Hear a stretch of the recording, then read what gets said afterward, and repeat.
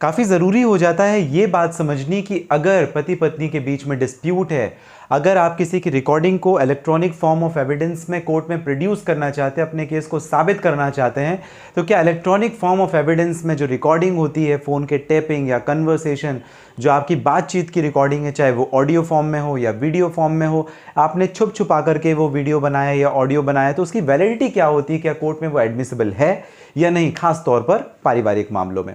नमस्कार, आप सभी ने शुरुआत की अशोक पांडे के साथ लीगल एडवाइस में, जहां पर हम कानून के विशेष मुद्दों के ऊपर बात करते हैं। लगातार हम आप तक कानून की जानकारी पहुंचाने का प्रयास करते हैं और यह जानकारी आपके काम आएगी, जरूर आएगी। इस वजह से आपको सब्सक्राइब कर देना ये चैनल, जिससे लगातार हमारा जो कंटेंट है लॉ से रिलेटेड, लीगल से रिलेटेड, वो आप तक पहुंचता रहे। चलिए शुरुआत करते हैं और इस बात को जानने की कोशिश करते हैं कि जो इलेक्ट्रॉनिक फॉर्म ऑफ एविडेंस होता है, क्या वो electronic form of evidence court में प्रस्तुत किया जा सकेगा, नहीं किया जा सकेगा। अगर पति या पत्नी दो में से कोई एक रिकॉर्डिंग करते हैं, छुपते हुए रिकॉर्डिंग करते हैं, ऑपोजिट जो स्पाउस है, दूसरा जो पक्ष है, उसके इसके बारे में कुछ भी नहीं पता, और अगर ऐसी स्थिति में रिकॉर्डिंग होती है, चाहे वो ऑडियो है या वीडियो है या किसी भी तरीके की, तो क्या कोर्ट उसे कंसीडर करेगी एविडेंस के तौर पर, सबूत के तौर पर, या नहीं। दो बातें समझनी जरूरी हैं।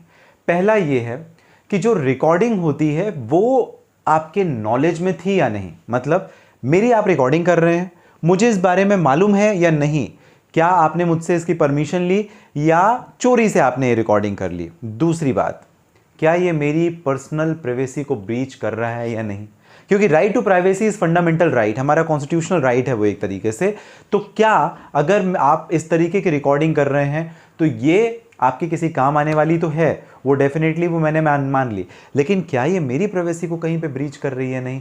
और इसी सारे मुद्दे को डिसाइड किया था नेहा वर्सेस विभोर गर्ग के मामले में, Punjab and Haryana high court, जहां पर पति ने पत्नी की रिकॉर्डिंग की और सेक्शन 13 में, हिंदू मैरिज एक्ट में केस फाइल कर दिया। बोला देखो ये गाली गलौच हो रही है, ये सारी चीज़ें मेरे और मेरे परिवार वालों के खिलाफ में कही जा रही हैं, तो ये क्या है, ये क्रूएलिटी है, ये मानसिक प्रताड़ना है, और क्योंकि मानसिक प्रताड़ना एक तलाक का आधार होता है, इस वजह से मुझे चाहिए तलाक।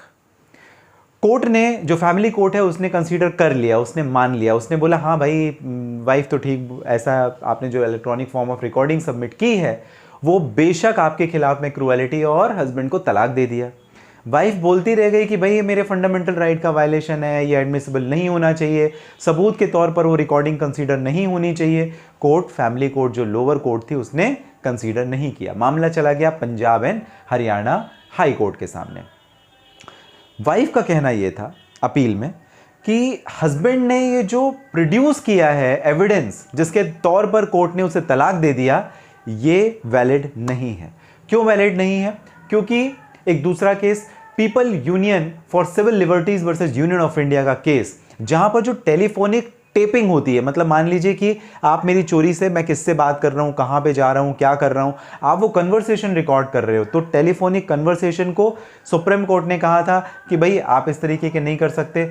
और दूसरा उन्होंने ये कहा कि जो रूटीन कन्वर्सेशन होते हैं, मतलब अब मेरी और मेरी वाइफ के बीच में केवल एक लाइन का कन्वर्सेशन तो होगा नहीं, ये लंबा कन्वर्सेशन होगा, लगातार बात पे विवाद होते हैं, बहुत सारे कन्वर्सेशन होते हैं, दिन में 50 तमाम सारी चीज़ें होती हैं।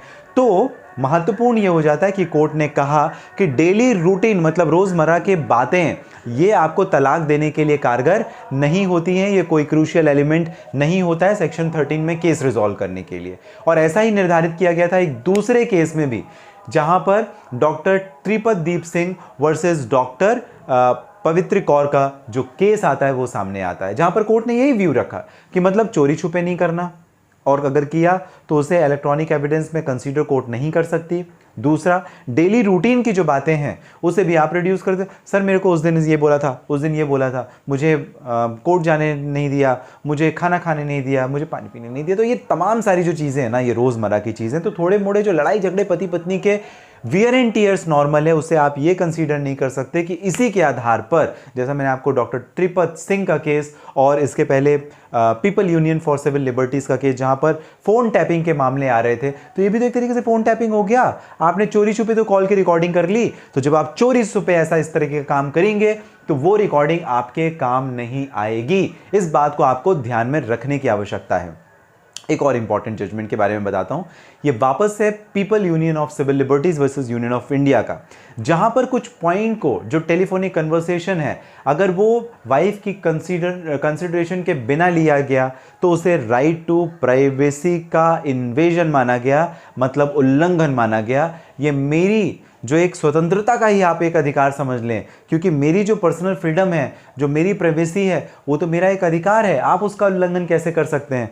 तो ये इन्वेजन माना गया इसी जजमेंट के आधार पर, और जो सीडीज वगैरह या टैपिंग वगैरह प्रोड्यूस करी गई उससे कोर्ट ने कंसीडर नहीं किया। ये हस्बैंड के केस में भी उतना ही कारगर होता है। तो ये मोटा मोटी हमको समझने की ज़रूरत ये हो जाती है कि ये आपको अगर इस प्रकार के कोई इलेक्ट्रॉनिक फॉर्म ऑफ एविडेंस आप प्रोड्यूस करें तो कॉन्सेंटेड होने चाहिए। कॉन्सेंटेड इट मीन्स मेरी सहमति थी, मेरी वाइफ की सहमति थी, और फिर आपने वो कोर्ट में प्रोड्यूस किया, वो एक्सेप्टेबल है। लेकिन जहां पर मेरी वाइफ का या मेरा प्राइवेसी ब्रीच नहीं हो रही है, उसकी या मेरी, तो उसे भी इलेक्ट्रॉनिक फॉर्म ऑफ एविडेंस के तौर पर प्रोड्यूस किया जा सकेगा।